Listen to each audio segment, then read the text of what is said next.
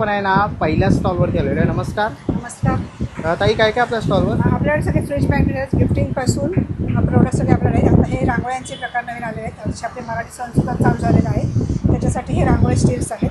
तसेच एअरिंग्स आहेत, हे डायमंडमध्ये बँगल्स आहेत आणि हे फ्रीज मॅग्नेट्स आहेत. गिफ्टिंगचा हा एक आपल्याकडे खूप नवीन प्रकार आहे. ओके, कितीला? फ्रीज मॅग्नेट हा 250चा आहे. तसंच हे स्वामी समर्थांचे फ्रेम्स 100पासून आहेत. हे चित्रांगण आहे आपल्याकडे 150चं आहे.